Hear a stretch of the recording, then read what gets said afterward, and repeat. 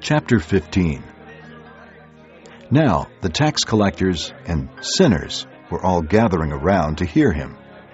But the Pharisees and the teachers of the law muttered. "This man welcomes sinners and eats with them." Then Jesus told them this parable. Suppose one of you has 100 sheep, and loses one of them. Does he not leave the 99 in the open country and go after the lost sheep until he finds it? And when he finds it, he joyfully puts it on his shoulders and goes home. Then he calls his friends and neighbors together and says, "Rejoice with me, I have found my lost sheep." I tell you that in the same way there will be more rejoicing in heaven over one sinner who repents than over 99 righteous persons who do not need to repent. Or suppose a woman has 10 silver coins and loses one.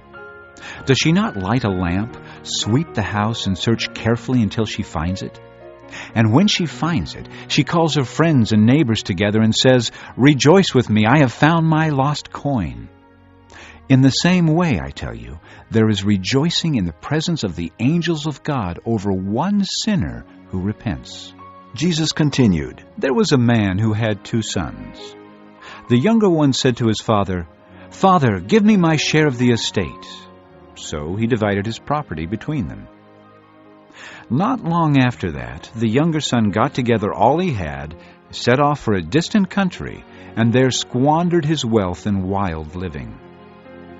After he had spent everything, there was a severe famine in that whole country, and he began to be in need. So he went and hired himself out to a citizen of that country, who sent him to his fields to feed pigs.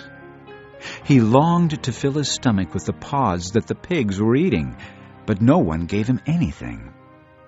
When he came to his senses, he said, "How many of my father's hired men have food to spare, and here I am starving to death? I will set out and go back to my father and say to him, 'Father, I have sinned against heaven and against you. I am no longer worthy to be called your son. Make me like one of your hired men.'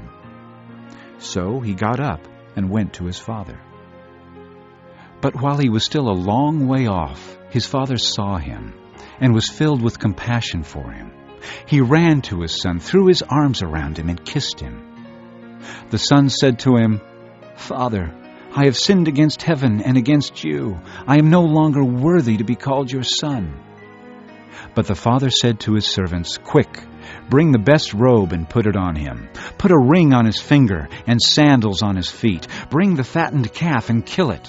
Let's have a feast and celebrate, for this son of mine was dead and is alive again. He was lost and is found.' So they began to celebrate. Meanwhile, the older son was in the field. When he came near the house, he heard music and dancing. So he called one of the servants and asked him what was going on. 'Your brother has come,' he replied, 'and your father has killed the fattened calf because he has him back safe and sound.' The older brother became angry and refused to go in. So his father went out and pleaded with him.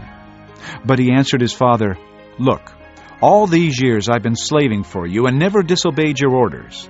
Yet you never gave me even a young goat so I could celebrate with my friends. But when this son of yours, who has squandered your property with prostitutes, comes home, you kill the fattened calf for him.' 'My son,' the father said, 'you are always with me, and everything I have is yours.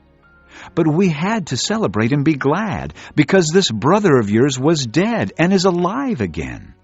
He was lost and is found.'